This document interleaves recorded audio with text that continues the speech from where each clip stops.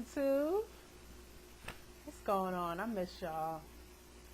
I'm so busy. But I do miss y'all, and I wanted to make a quick video, a vlog if you will, about this book that I read that was excellent. When I mean excellent, I mean excellent. You know, a lot of women and men, but on a grander scale, more women than men, suffer from domestic violence, domestic abuse at the hands of their partners. And so with that being said, I wanted to introduce you guys to a book, like I said, that I've read. Okay? It's called Is She Dead Yet? Okay? It is by Lawana Lynn Campbell. Okay? It's a story of how a woman struggled to escape domestic violence and build a new life. I'm just going to read the back of the book for you so that you understand a little bit about the book. Growing up with an alcoholic parent, Lawana Lynn walked on eggshells and learned to be submissive and codependent. She sought comfort and solace in Christianity and married at an early age.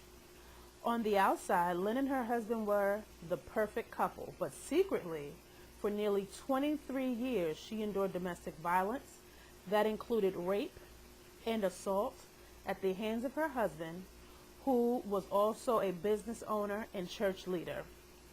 Join Lynn as she attempts to get help from some religious leaders who instead told her to keep silent about the abuse and his addiction to drugs and alcohol, extramarital affairs, and destructive behavior. Learn what she did right, what she did wrong, the warning signs of domestic abuse, and the 5 deadly marriage deal breakers. Walk with her as she takes matters into her own hands and gets the legal, therapeutic, and spiritual help needed to make a new life for herself and build healthy relationships. This poignant, true story will take you on a journey from the pulpit to the prison cell as Lynn strives to set herself free from a life of pain, shame, and guilt. Find out if she keeps the faith or if she turns away from God as she faces her most devastating challenges of all, and learn how to break the cycle of abuse. This gripping tale of a pastor's wife will keep you riveted to every word until the amazing surprise end. For more information, you can visit www.isSheDeadYet.com, and you can spell out Is She Dead Yet? ISSHEDEADYET.com. Excellent, excellent book. Let me tell you how I came across this book. My coworker, who is also my lead, who supervises the floor a lot, this is her sister. And one day we all went out, and I was saying, you know, she was telling me her sister lives in Long Island now, and I was like, this is your sister who wrote the book. And she was like, yes, I would like to read it. She said, okay, I'll get you an autographed copy of it. The next week, I had an autographed copy. I started reading the book, I want to say late last week. It's a very fast read, first of all. It is about 189 pages. It includes references. It includes question and answers. It also includes questions that you yourself would ask a person in a violent, domestic, abusive relationship. Like, why would you stay? She's going to answer that for you. What made you want to leave? She will answer that for you as well. So there's a number of questions that she asked in the eyes of us, the person reading or the person on the other end wanting to know why did you stay. So she does that. It is a very, very vivid book in the sense that she paints this picture and you feel like you're there. I love books like that. I love books that keep you on the edge of your seat, want to know what happened. Books that make you want to sneak the book into the bathroom at work and read it. Books that almost make you miss your stop on the train. I love books like that because not only is it a fast read, but it grips your attention. Something in there is gripping at you to say, keep reading, keep reading. And although she's an older woman, she kept my attention. Very, very good book. And just to give you a couple of excerpts, and just to say a couple of words, domestic violence not only starts when you start, dating very early, but it also starts when you are a little kid. What you see in your home, whether it's, your parents fighting or bickering, whether you've seen your aunt and uncle bicker and fight and, had a knockdown, smackdown, drag out fight. If you've seen it, it's in your head now. This is something that you're used to seeing.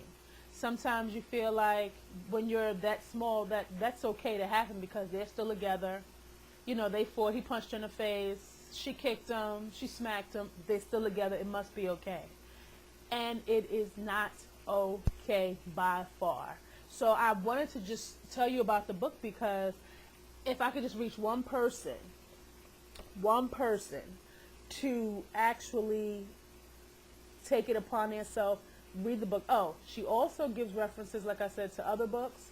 So it's not just you're going to read her book and get a wealth of information.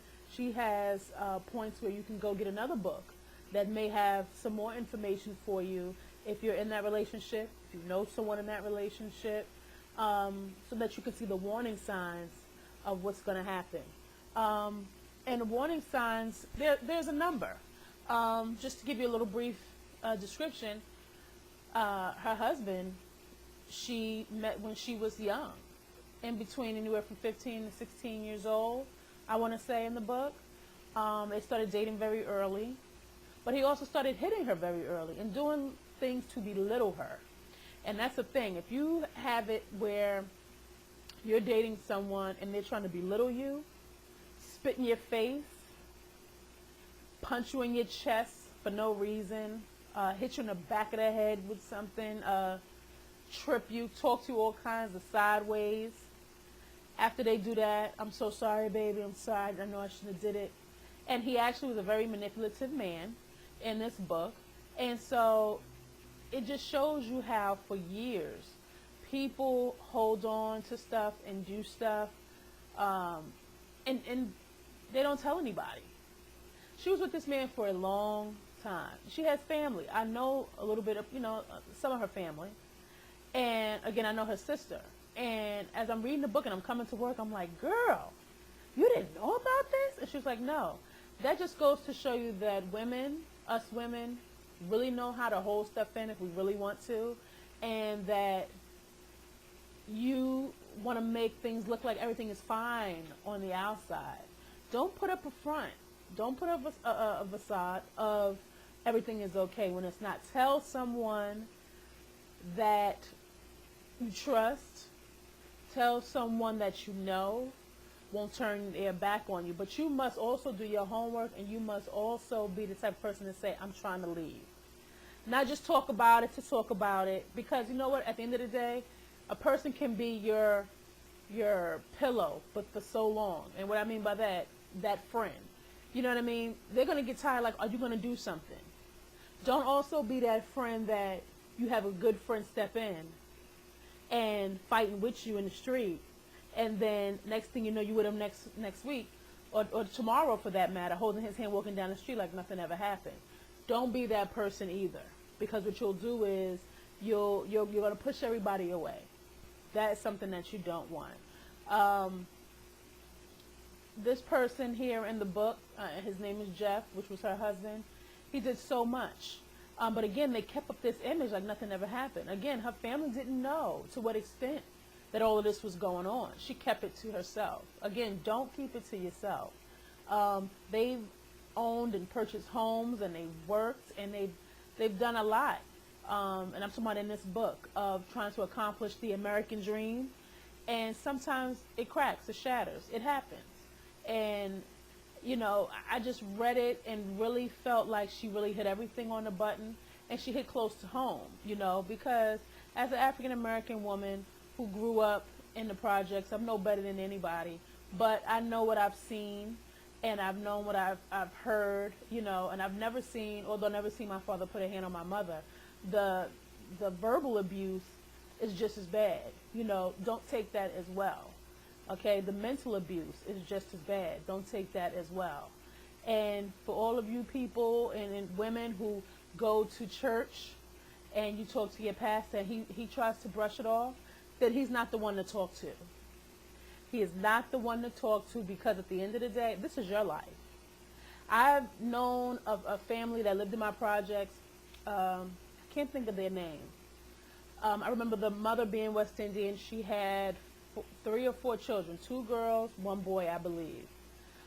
Very smart children she had. Well, her daughter married, had children, but suffered abuse at the hands of her husband. She tried to talk to her mom, from what I hear, and talk to people in the church, and they said, stay with your man, stay with your husband, stay with your family. Do you know what it got her? It got her shot and killed, and then he killed himself. Where did that leave the kids? For someone else to take care of them. Now the mother has to take care of them. So again, think about yourself. If you have kids, think about your kids, and really just sit down and write down things that are going on. It really helps you along the way. And just know that you will have a support system if you decide to leave. You will. But again, this book, Is She Dead Yet? Oh, the stuff he put her through, I was like, girl, run. If you can get the hell up out of there. I mean, things from almost getting venereal diseases to him being a pastor to him being on crack cocaine. When you get on that crack cocaine, baby, you act like a plum freaking monkey. I mean, oh my God, it was just crazy. It was just, but one thing about her that I admire is that she always kept a job. She always was on a hustle. And I can respect that out of a woman. When you have kids, even if you don't have kids, if you take care of yourself, you always going to have good come to you. Always. So don't think that this is supposed to happen to you. No woman deserves that. Anyway, I want y'all to get the book. So that's why I gave you the email address. Again, that is www.isshedeadyet.com. Okay? He breaking ribs. He busting faces. He hit her upside the head with a wooden brush. Now, I don't know if y'all remember the wooden brushes. My mother had 2. They're good for your hair, and they're good to bust your knuckles up and bust you upside the head. And honey, when he hit her on the forehead with the brush, and she got the speed knot, like Eric from Basketball Wives, that's all I'm going to leave you with. Anyway, her name is Lawana Lynn Campbell. Is She Dead Yet? Cop it. I'm telling y'all, it is the truth. Anyway, I will get back to y'all. I'm going to do another discussion in a minute. Okay? Love you.